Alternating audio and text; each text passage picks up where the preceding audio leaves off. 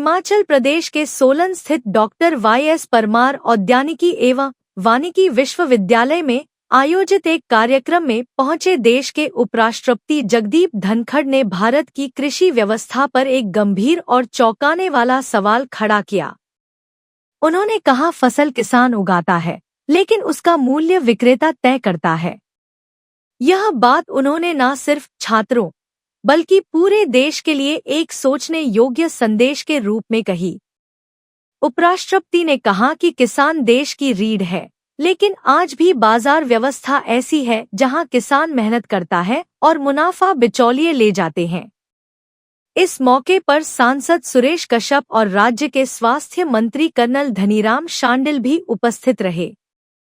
विश्वविद्यालय के कुलपति द्वारा उठाई गई मांगों पर उपराष्ट्रपति ने सकारात्मक प्रतिक्रिया देते हुए उन्हें पूरा करने का आश्वासन भी दिया।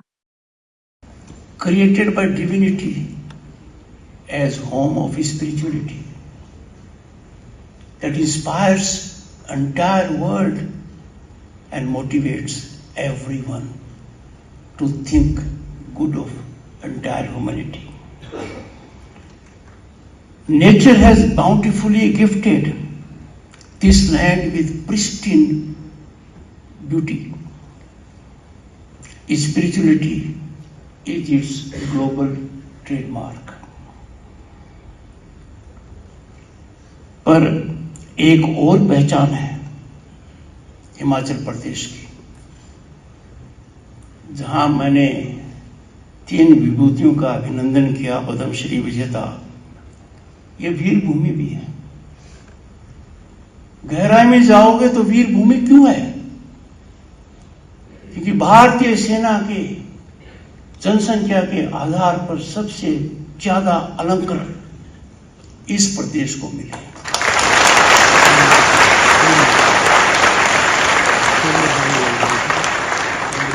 कारगिल के सफलतम युद्ध में जब हमने हमारे आकाश ने, हमारी ब्रह्मोस ने, आकाश ने बचाया, ब्रह्मोस ने पराक्रम किया, ब्रह्मोस ने प्रतिघात किया, टेरर डेंस वर डिस्ट्रॉयड।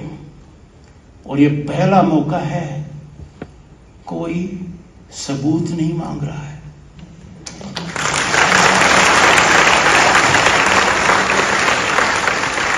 सबूत दिया और दुश्मन ने अपनी करारी हार का ताबूत के साथ आतंकी दिखे, वर्दी में सेना दिखी और नेता दिखे और जनाजा कब्रिस्तान गया। ये भारतीय सेना का गौरव है। सबसे महत्वपूर्ण सारथी है।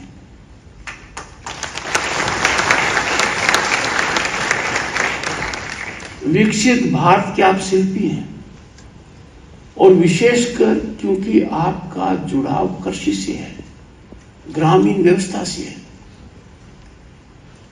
विकसित भारत सपना नहीं, हमारा निश्चित लक्ष्य है। ये लक्ष्य हम प्राप्त कर रहेंगे 2047 या इससे पूर्व। अब भारत संभावनाओं वाला प्रदेश नहीं है,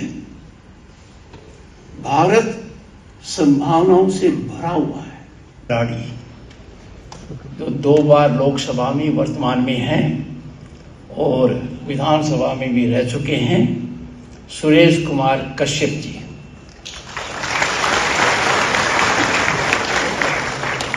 इनसे और डॉक्टर कर्नल धनीराम शांडिल जी से, जो आपके यहाँ मंत्री हैं हेल्थ एंड फैमिली वेलफेयर,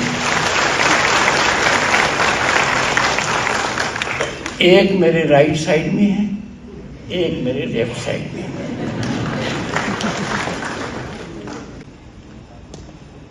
मेरे चेहरे की मुस्कान बता रही है कि मैं कितना खुश हूं।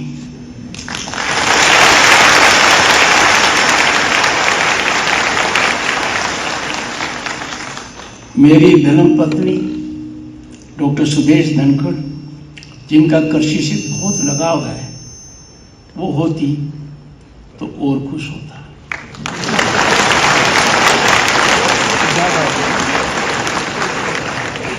आप सबको उसकी शुभकामनाएं दे रहा हूं।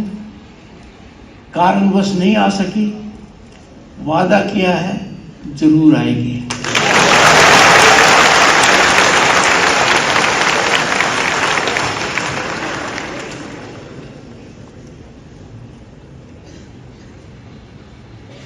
सोलन में आए और मां सुलनी देवी का आशीर्वाद न प्राप्त करें, ये कैसे हो सकता है? उनके आशीर्वाद से मैं आज मेरी बात आपके समक्ष दिल दिमाग से नहीं, मेरी आत्मा से करूंगा। इसको इस बात से आप मत कीजिए कि ये 4 दशक पुरानी है, ऐसा नहीं है। शुरुआत 1962 में हो गई थी, पौधा लग गया था। आज आपकी 4 कॉलेज है, मंडी में भी है, हमीरपुर में भी है। और किन के नाम पर है? जिन्होंने हिमाचल प्रदेश की नींव रखी।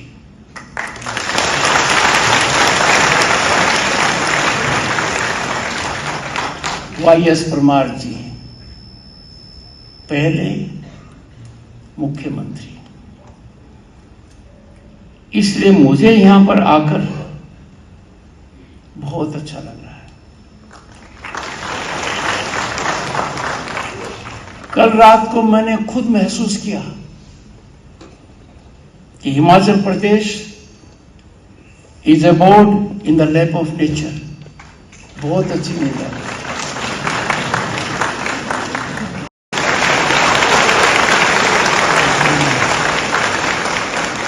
तीनों में एक खास बात और है, कृषि क्षेत्र में तो जबरदस्त योगदान किया ही है, पर तीनों का नाम देखिए, नेक राम, नेक भी आ गया, राम भी आ गया।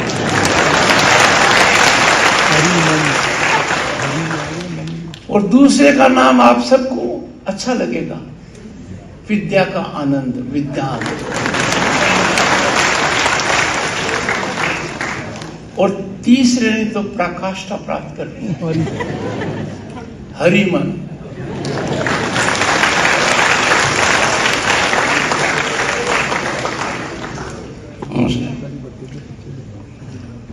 सभी वैज्ञानिकगण, शिक्षकगण, विश्वविद्यालय के कर्मचारीगण, प्रशासन के अधिकारी और सबसे महत्वपूर्ण boys and girls, I am here for you.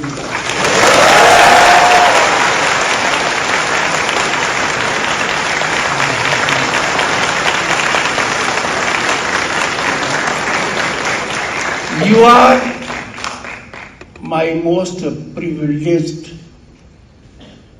honored audience.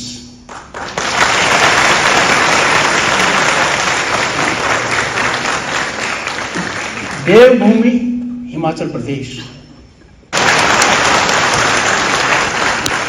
मैं सैनिक स्कूल चित्तौड़गढ़ से हूं और सैनिक स्कूल ने आर्म फोर्सेस में बहुत योगदान दिया है। मेरा भी चयन हुआ था, दाहिनी आंख में कुछ गड़बड़ थी, इसलिए नहीं जा पाया। मेरी शादी में भी थोड़ी दाहिनी आंख में गड़बड़ की थी, और हालात सुधर गए।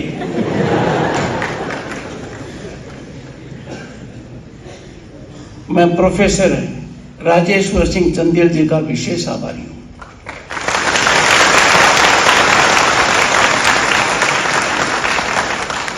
एक तो इनका उद्बोधन,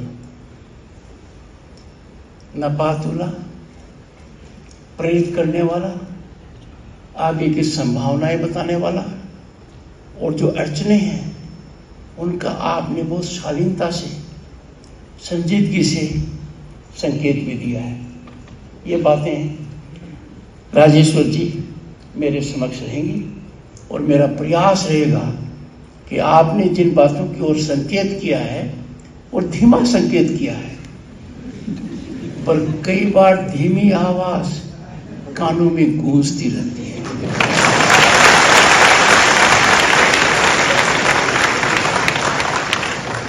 मैं अभिनंदन करता हूं विशेषकर और खास तौर से दो बातों के लिए। दूसरी बात ही बताऊंगा पहले। पद्मश्री से अलंकृत श्री नेकराम शर्मा जी,